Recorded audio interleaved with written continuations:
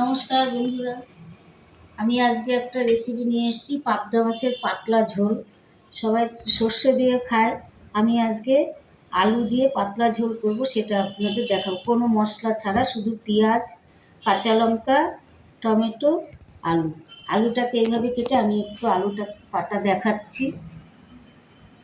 এরকম পাতলা পাতলা করে কেটে নেবেন।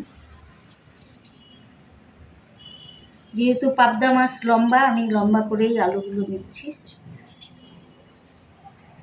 সবজি কাটার মতো রান্নার অনেক কায়দা আছে, এইভাবে পাতলা করে করে কেটে নিই। দেখুন, আমি মাছটা হালকা ভেজে রেখেছি, এরকম হালকা ভেজে শুধু কালো জিরা ফোড়ন দিয়ে আমি এই রান্নাটা করব। কিভাবে করছি দেখুন। এখানে মাছ ভাজার তেল আছে, আর একটু আমি তেল দেবো এর মধ্যে।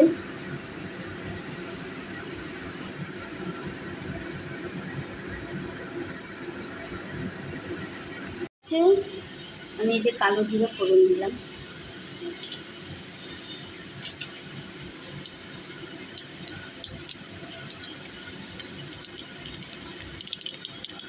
আমি এরকম পেঁয়াজ, আলু, কাঁচা লঙ্কা, টমেটো সব একবারে দিয়ে দিই।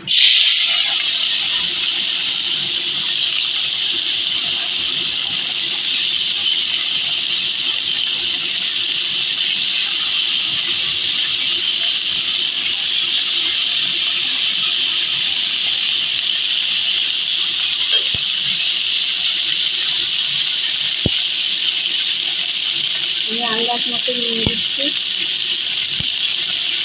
একটু পাতলা ঝোল হবে।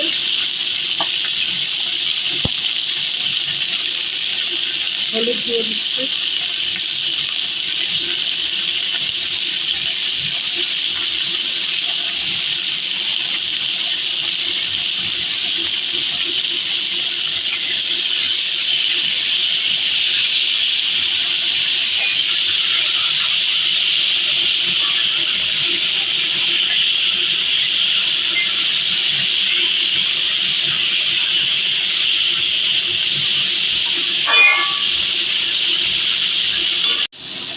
সামান্য তেল দিচ্ছি।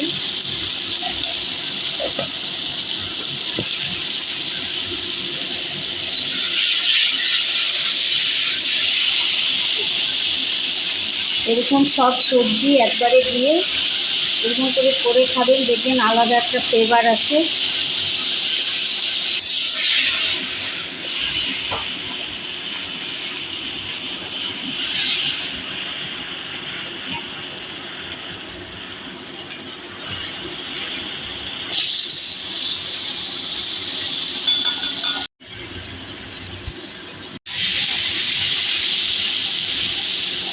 একদম ভাজা হয়ে গেছে, আমি বেশি ভাজবো না। পেঁয়াজটা এরকম থাকবে, এটারই এই ঝোলটার এই পেঁয়াজেরই একটা স্বাদ আনবে।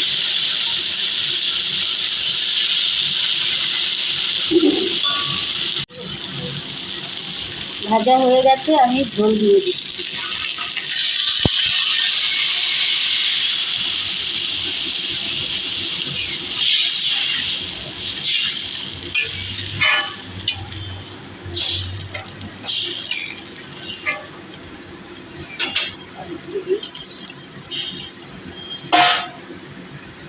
আমি এখন কিছুক্ষণের জন্য ঢেকে দিচ্ছি, আলুটা সেদ্ধ করে, তারপরে তখন মাছ দিয়ে নামাবো। আমি ঢাকনা খুলে দিচ্ছি। দেখুন, ঝোল ফুটে গেছে,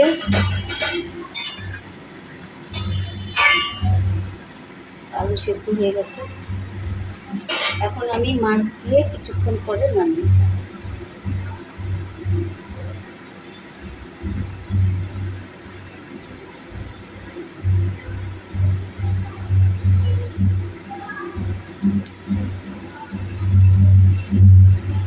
কিসে শব্দ?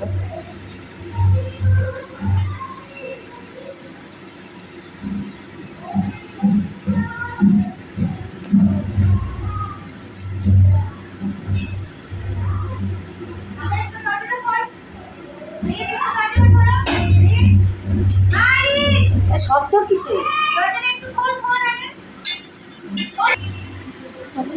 মাছ দিয়েছি, এখন আরেকটু ঢাকা দিয়ে 10 মিনিট পরে আমি নামিয়ে ফেলব। হয়ে গেছে, 10 মিনিট হয়ে গেছে। দেখুন একটু ঝোল রাখবো।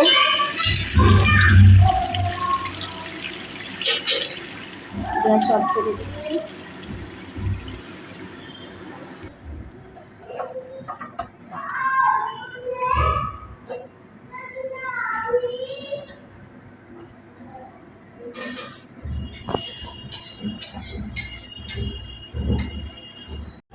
দেখুন আমার রান্না হয়ে গেছে। এইভাবে আমি যেভাবে করে দেখালাম সেইভাবে করে খেয়ে দেখবে কেমন লাগে। কমেন্টস করে জানাবেন, ভালো লাগলে কমেন্টস করে জানাবেন, লাইক করবেন, একটু শেয়ার করে দিবেন। সবাই আমার সঙ্গে থাকুন, আমি রান্না দেখাবো।